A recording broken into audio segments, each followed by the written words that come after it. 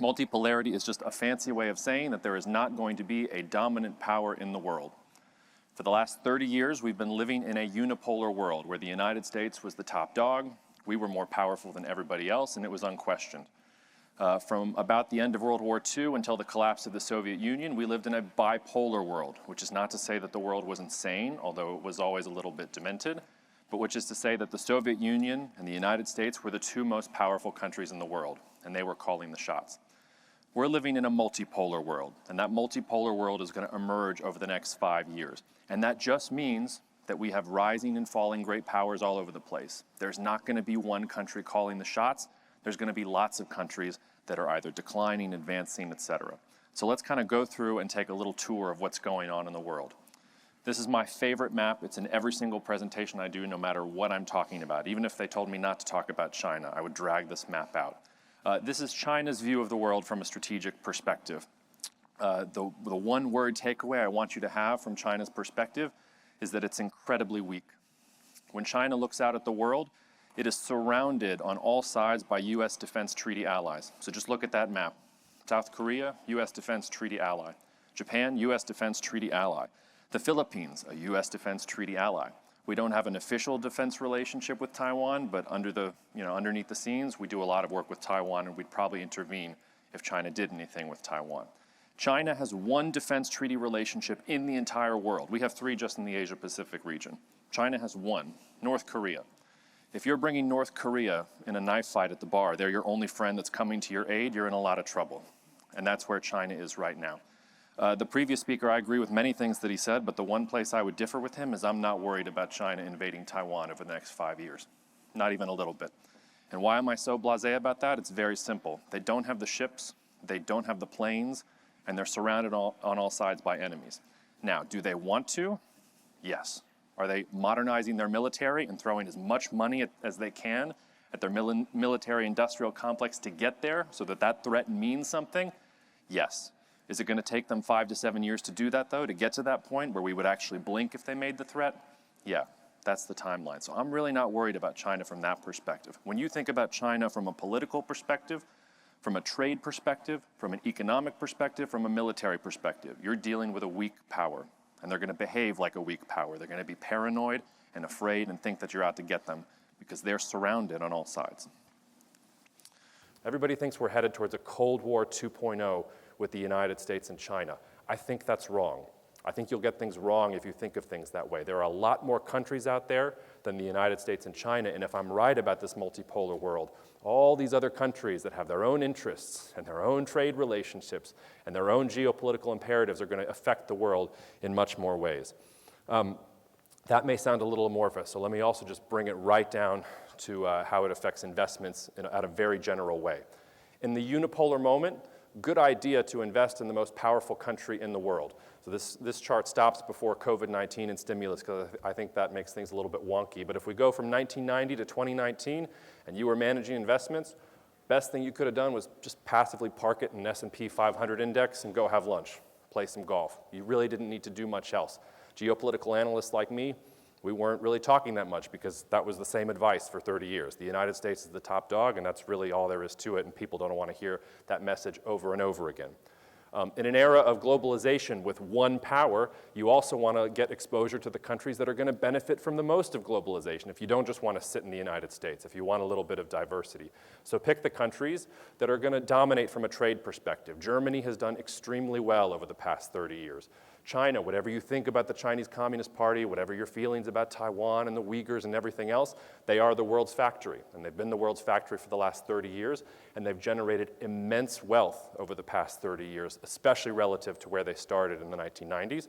It also pays if you're Canada or you're Mexico and you're close by to that regional hegemon. That's what you do in a unipolar era. I did an interesting thought exercise as I was preparing for this particular event. I wanted to go back and look at what conventional opinion was saying in the late 1980s and the early 1990s. And this is a smattering of newspaper covers, magazine covers, things like that from that time. You'll see that in the late 1980s, early 1990s, the conventional wisdom was Japan is going to rise and displace the United States as the biggest economy in the world. Germany can't possibly reintegrate East Germany into its economy and do anything well. The euro is terrible and it's going down. America's going broke, it has too much debt, China can't deal with its internal problems, and by the way, Scientific American says we've hit peak oil.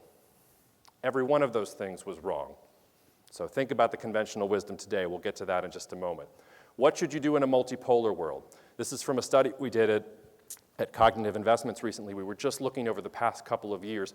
What is the dispersion between different countries? If you start picking different countries that you think are going to do well in a multipolar era versus countries that you think are going to do badly, can you actually show that there's going to be differences in investment returns? And it turns out you can. You can get 41, 50% differences between the top and the bottom if you're able to pick the countries that are going to do well in a multipolar era, and if you compare them against the countries that are not going to do well.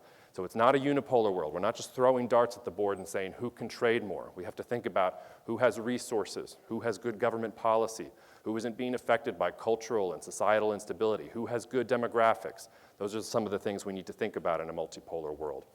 Second of all, in a multipolar world, the dominant former hegemon is probably not the place to be. Now, I'm not saying run to the exits. I'm not saying the United States is collapsing. I'm not saying any of that. I'm just saying that by definition, there is more opportunity outside of the United States than there is inside the United States. And really what we're looking for here is we're looking for that next Japan, that next South Korea, that next China, that next country that's going to take that step and modernize and industrialize and take advantage of some of these things. So again, I don't think the United States is going to fall flat on its face. I don't even think the United States is weakening. But relative to other countries in the world, the United States is not as strong as it used to be. And that's going to show up in investment terms too. In terms of the conventional wisdom today, here's a smattering of the things that I would caution you from thinking. Electric cars are the future of transport. There's going to be a war between the United States and China over Taiwan. The dollar is definitely dead. Europe is going to freeze in the winter because they can't get any energy from Russia. And apparently Saudi Arabia is going to be a gleaming paradise in the middle of the Arabian desert. All examples of conventional wisdom that I would ask you to sort of sit with for a second and say, is that Japan in 1980? Is that peak oil in 1980? There's a lot of this stuff around, and I think you need to challenge it from that multipolar perspective. That's from a trade perspective. I want to really dive in, though, or drill in a little bit more on what deglobalization means. This is a chart of short-term interest rates in the United States, the European Union, and China. These are the three most important economies in the world. As you can see, going back about 25 to 30 years, for most of the last 25 to 30 years, these economies moved in concert together. Short-term interest rates here being a proxy for that. So when China raised interest rates, the United States usually raised interest rates. When the European Union or the European Central Bank lowered interest rates, we usually followed them. There were differences in magnitude, but in general, the direction was the same until, as you can see on that chart, roughly 2020. And since 2020, that relationship between the three biggest economies in the world has completely broken down. We no longer all have the same economic interests in common. Now, you know this personally from your own personal experience. In the United States, the Federal Reserve is hiking interest rates. The economy's been running hot. The Fed is worried about inflation. It's trying to engineer a soft landing in the economy. That's the environment that we're in right now.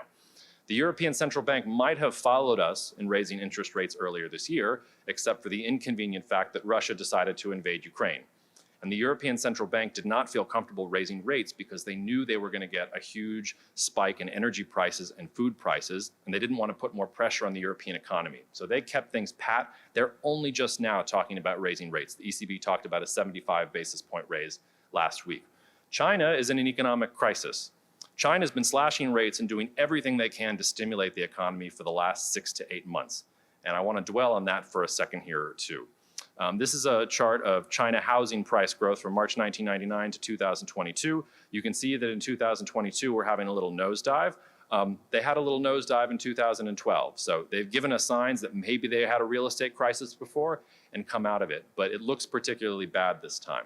Now, why am I so worried about a Chinese real estate crisis, and why are we talking about the Chinese economy right now? It's because of this.